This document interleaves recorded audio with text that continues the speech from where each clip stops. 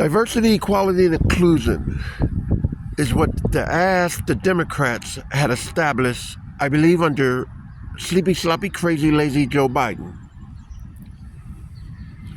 And by the way, Joe Biden, he had illness ever since he was senator of Delaware. This guy was always sick. I mean, he was sick in the mind before he became sick with a disease. He supposedly has cancer now, but he was totally sick in the mind. He actually fabricated his whole political career. He was number one in this. He was number one in that. He did this. He did that. Wasn't none of it true. But for some strange reason, this guy worked his way all the way up to certain committees. And then they found out, look, we got the perfect candidate to be the vice president. One who just elaborates all the time. But we need this person to be placed as vice president because we have a spook who's set by the door. That's who we have. So we can play it off like that. Due to the economy of the economic strain that America have been experienced, from the meltdown of Wall Street to the 911. We need a change, but it has to be a change where we can have a diversion and throw off the weak mind of the American citizens and have them think that we are now in the progress of moving forward. But not only throwing off the minds of the weak-minded Americans, but the world when they see who we put in our house. And that's what happened. That's exactly what happened. And the diversity came, the DEI, the diversity, equality, and inclusion.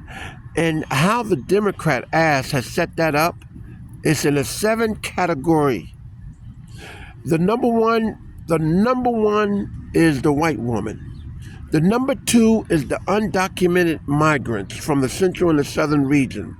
The number 3 will be the Asians. The number 4 will be the LGBTQs. The number 5 will be the disability. The number 6 will be the veterans. And the number 7 would be the Africans. Now you could take that number 6 and you could put it in the category of number 4. Put the number 4 to the number 6 as the LGBTQ. And the veterans will be number 4. But that's the category, and that's what that was all about. Who get the first priority? And believe it or not, the corporate Wall Street fell into the trap, and the rest is history. Now you have certain corporate who's saying we're going to get rid of the DEI. You're going to get rid of the white woman having the first priority. You're going to get rid of the undocumented migrants that come from the central and the southern region that they call American, but they're not Americans at number 2. You're going to get rid of the Asians as number 3. Come on, you can't do that. You're going to get rid of the disability, number 4. You're going to get rid of the veterans, number 5. You're going to get rid of the LGBTQ, the number 6. And we don't need to worry about the number 7 Africans because they already been swiped off the map from the start. They're always the low on the podium, so you're getting rid of it. Why?